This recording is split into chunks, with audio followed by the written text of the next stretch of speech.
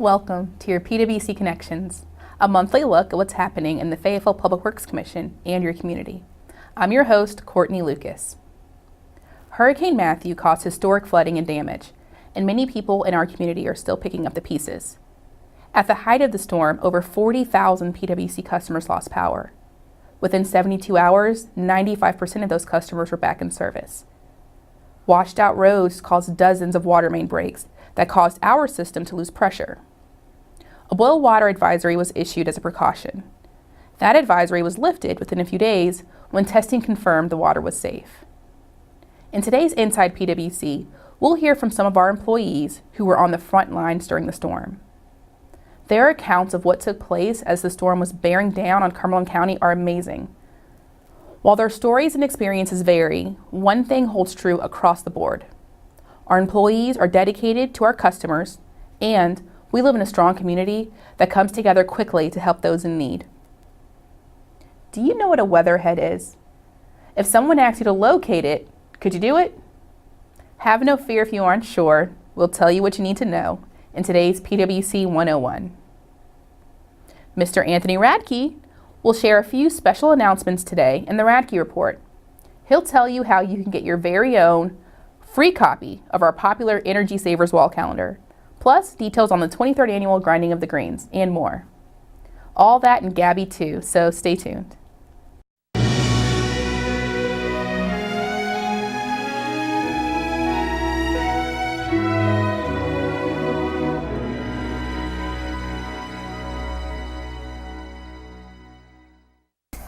I came in early Saturday morning to get things set up for the outages and the calls coming in, the reports of trees down, lines down, and so forth. What we were not prepared for was the significant flooding that took place. That was a curveball from Mother Nature. It overtook at least one of our substations downtown. Transformers were underwater, neighborhoods were flooded, so that was something we were not expecting. We were just preparing for, the usual outages from a major storm or a major event like this. It was calm, and we used the term calm before the storm. Everybody was relaxed. I tried to keep them that way until chaos. And then everybody just done their job like they needed to do. And the restoration process continued on for the following week, all the way up until that following Friday. I worked probably 12 to 14, maybe 15 hours each day, all the way up till probably midweek Wednesday. I've been here almost all my life. Minus 4 years. And as far back as I can remember, this was the most significant event in my lifetime, and I hope it never happens again. Well, I came in Saturday to work, and at about 11 o'clock, the rain really started coming down, and I asked me if I wanted to go get pizza with him.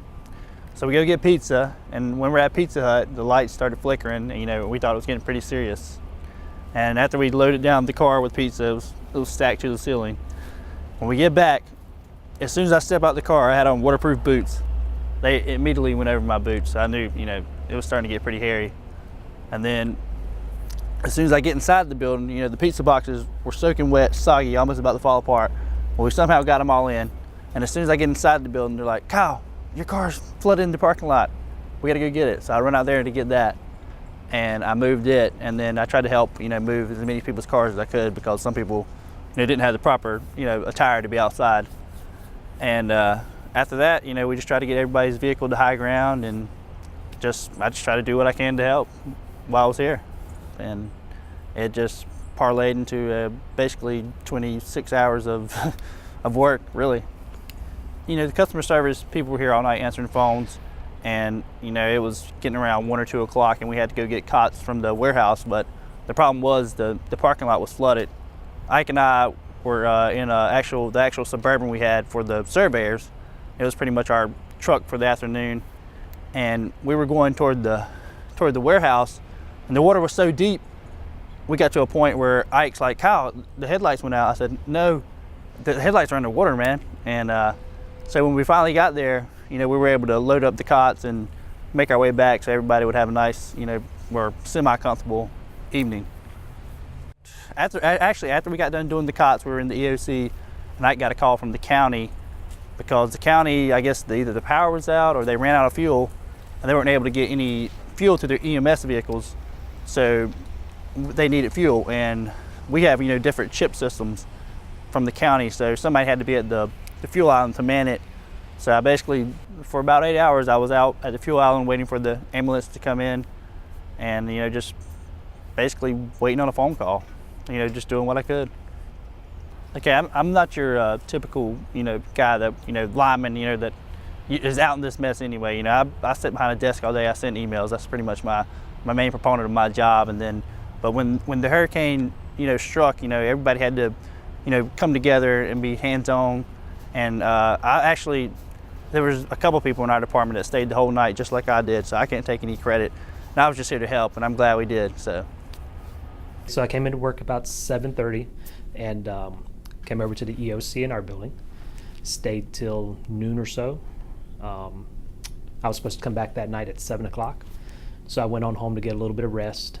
When I got home, the rain started coming down a little bit harder, and I just decided, you know what, I need to go back to work.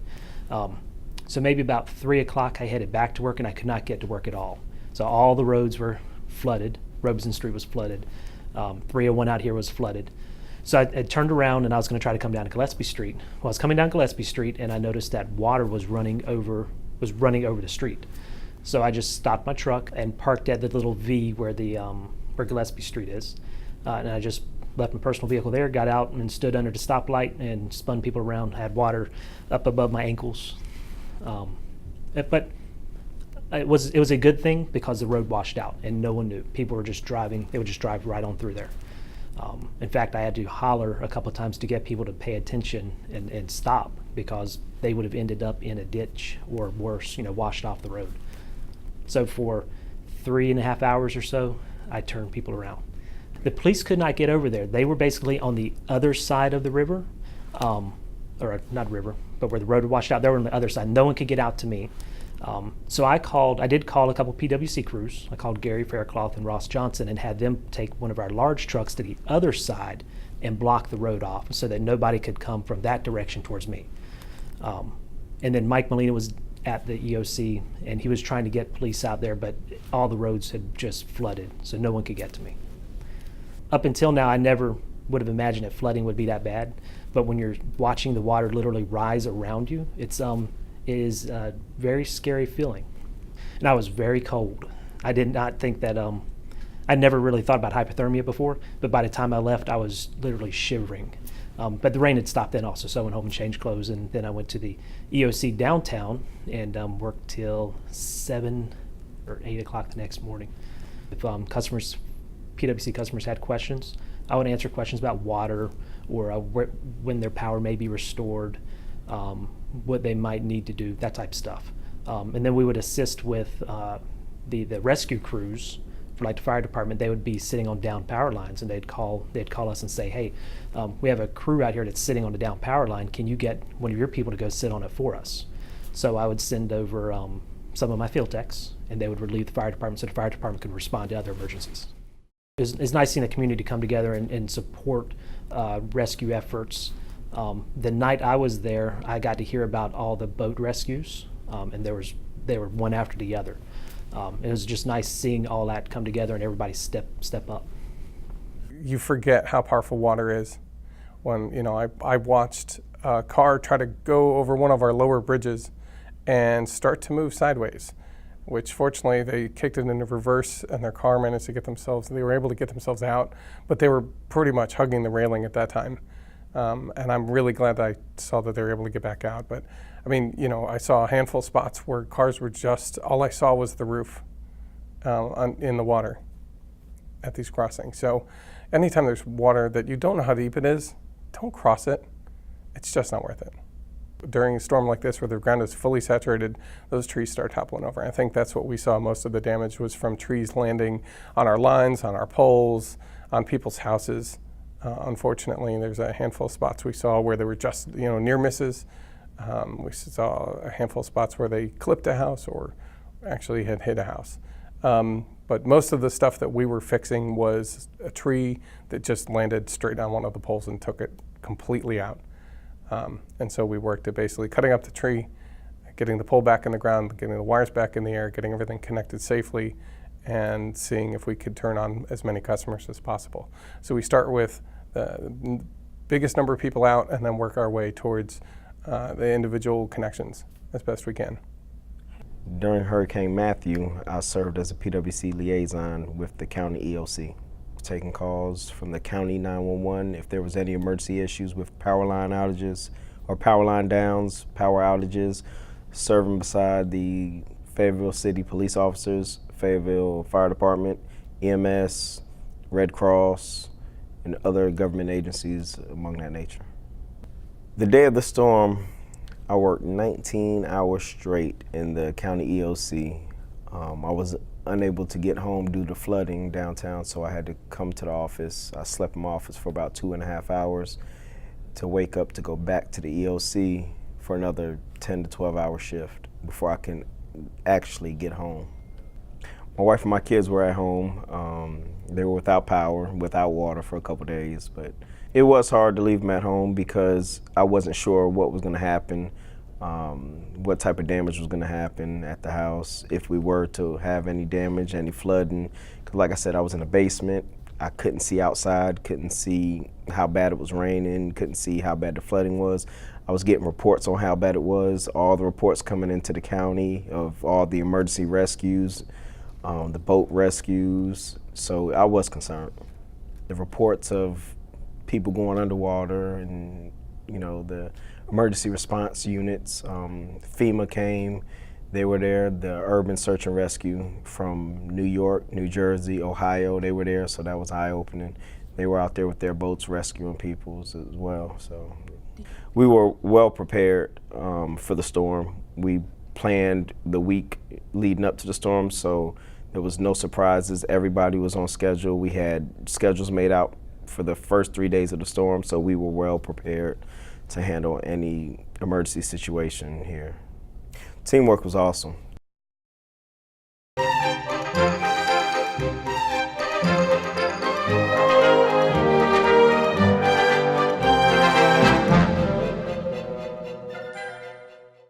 Weatherheads are the connection where the power line comes into your house. It's the pipe that sticks up out of the meter. It's kind of interesting, not everybody realizes that they even have a weatherhead on their house. They kind of look around, they see the meter, but they don't really look up and see what happens past that point. They help protect your house from weather or water that might be intruding in the wires. If they came straight in, they would run down the wire and get your walls wet. And with the weatherhead, they can't come in because it's a little U that stops water from coming in. Most homes that have overhead service nowadays have weatherheads that go into the meter base, and then that goes into your house.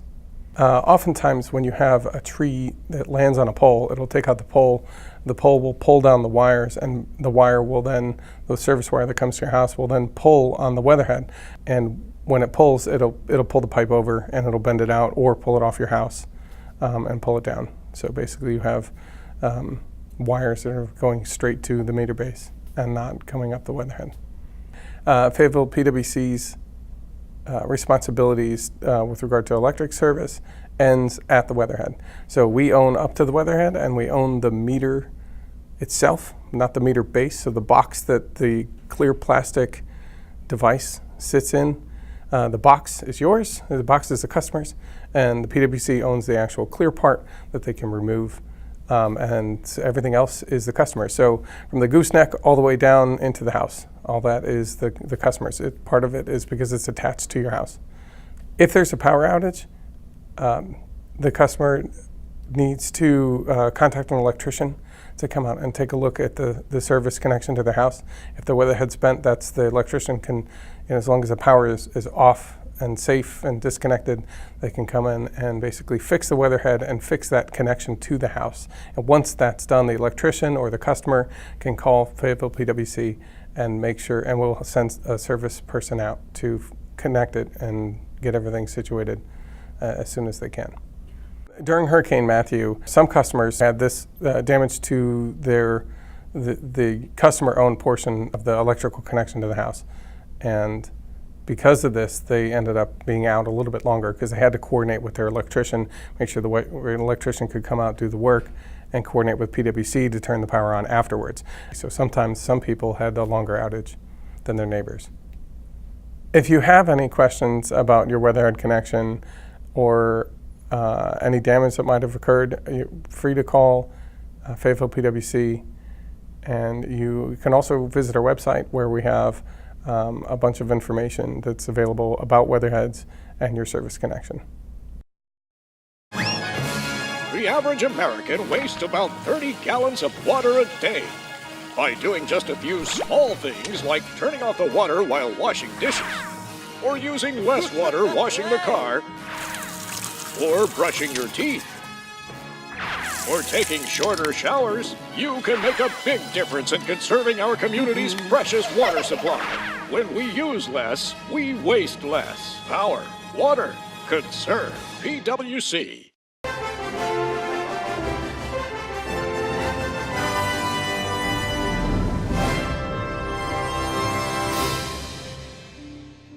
Hi, and welcome to a special holiday edition of the Radke Report. Mark your calendar for our calendar. PWC's popular Energy Savers calendar is back and jam-packed full of year-round energy and water-saving tips. You can pick up your free 2017 Wall or Pocket calendar right now while supplies last at PWC's Customer Service Center located at the corner of Eastern Boulevard and Old Wilmington Road. Energy Savers calendars will also be available at City Hall.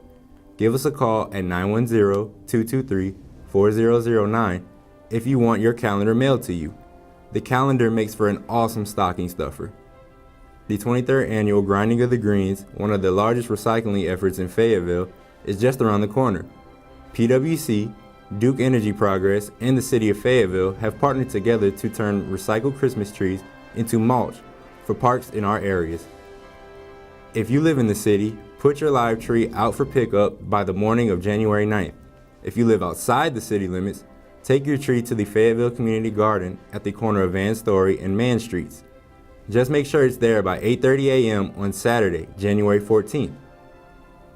As the weather gets colder, we ask our customers to remember those less fortunate with a contribution to Project People Who Care. Giving is easy. Simply add a monetary donation amount to your utility bill. The money you give will help cover the cost of a utility bill that someone may have difficulty paying. Donations can be mailed to Project PWC, P.O. Box 7000, Fayetteville, North Carolina. Bank draft customers can call 910-483-1382 for other options. Funds are administered through the Salvation Army to help those most in need with their energy bill. And finally, PWC offices will be closed on Friday, December 23rd and Monday, December 26th for Christmas. PWC will observe the New Year holiday on Monday, January 2nd. Normal business hours will resume Tuesday, January 3rd. And since it is the season of giving, and I know you're already in the spirit, how about you give us the best gift of all, a 5-star review on Facebook, please? But that's it for this edition of the Radke Report. Merry Christmas, Happy Hanukkah, Happy Kwanzaa, and Happy New Year. See you guys again.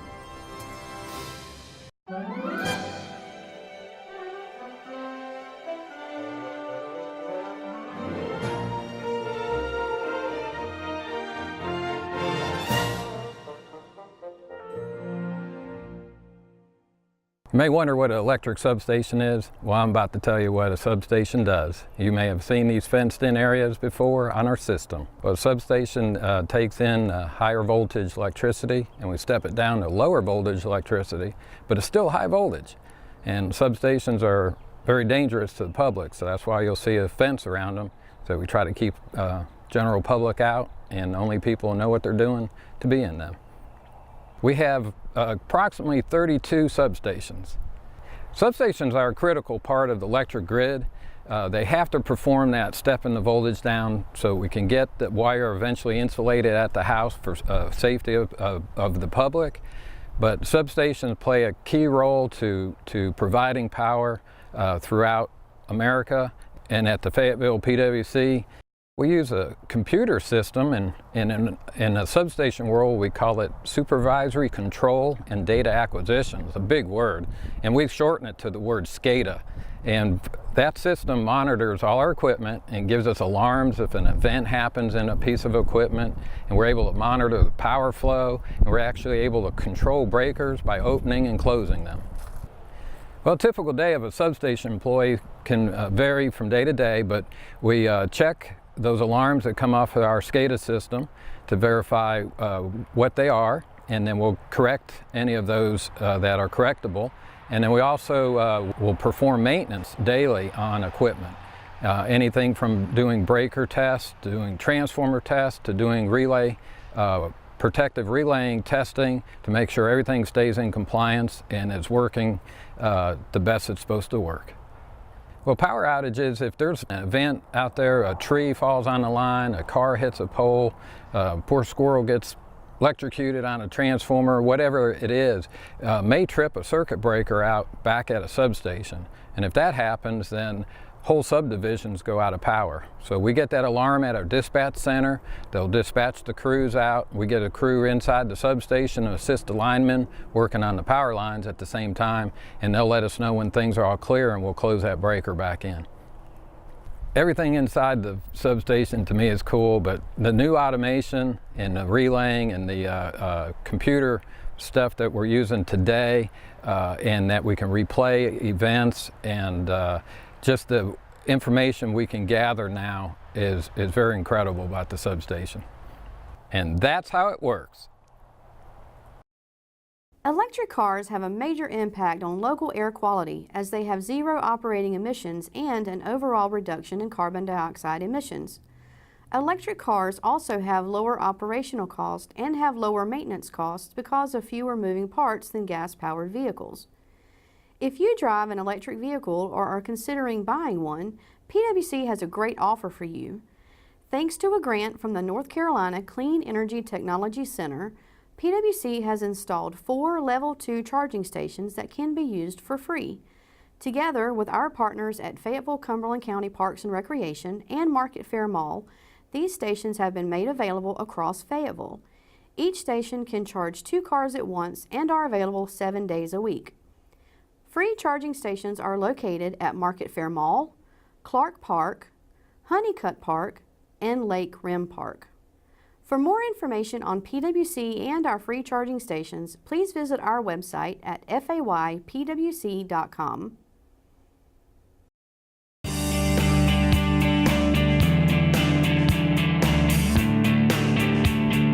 In the wintertime, there are many things you can do to make your home as warm and efficient as possible. First, if you have an oil or gas furnace, install a programmable thermostat and set it to turn the heat down at night. If you already have a programmable thermostat, make sure it is programmed for the correct season. Set your thermostat to 68 degrees or lower during the day. Every 2 degrees above could increase your bill by 5%. Heat pumps are the most efficient form of electric heating in moderate climates, providing 3 times more heating than the equivalent amount of energy they consume in electricity. A heat pump can trim the amount of electricity you use for heating by as much as 40%. But heat pumps operate much differently than furnaces. A heat pump works best when you set it and forget it. If you raise the temperature by more than a few degrees, you may engage the auxiliary heat strips, which use more energy and can increase your electric bill. Fireplaces warm people near them, but they actually draw conditioned air from your home up the chimney, causing the heating system to run longer and cost more to operate. When your fireplace is not in use, keep the flue damper tightly closed. You can install a filter whistle that will sound when it is time to replace the filter. They cost under $2. Clean air registers, baseboard heaters, and radiators as needed, and be sure they aren't blocked by furniture, carpeting, or drapes. If you have ceiling fans, set them on low, directing the warm air from the ceiling and down the walls and into the living space where the people actually are. If you don't have ceiling fans, consider installing them. Avoid using space heaters in large areas or for long periods of time. They are not nearly as efficient in heating large spaces as your heating unit. These are real easy tips that can save you money and keep you warm all winter long.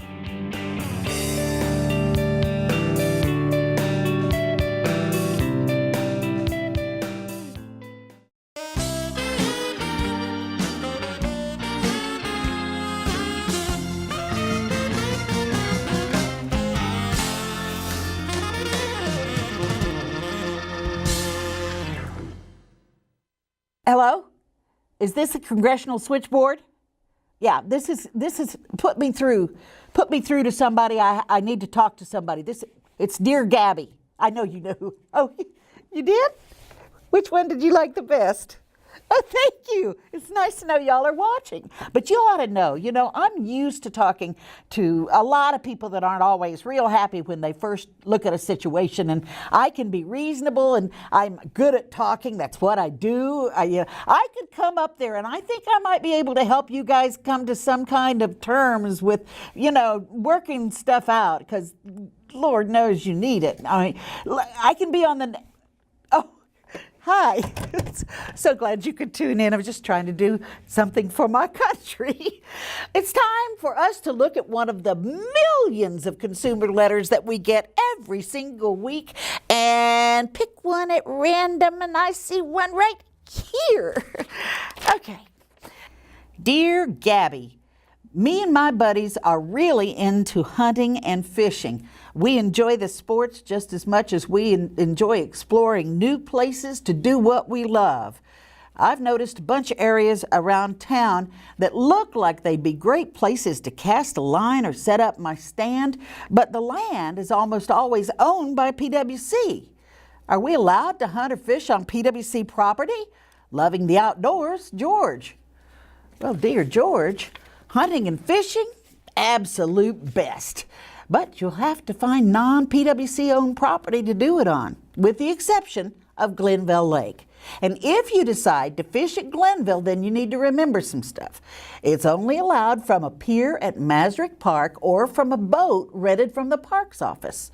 Fishing from the bank is not allowed, and boats are only allowed in a certain section of the lake. The restrictions are because, well, there's several reasons. PWC-owned lakes are a vital source of drinking water for our community. It's necessary to restrict access for security reasons as well, to ensure good water quality also. And the lakes and surrounding woodlands are environmentally sensitive areas that must be kept free of human disturbance. Translation, no hunting or fishing allowed. Enjoy the outdoors, George, and keep those cards and letters coming. And tune in again for your PWC Connections on Fay TV. And remember, you can always catch your favorite show on the PWC website, faypwc.com. Till next time, I'm Gabby. More power to you.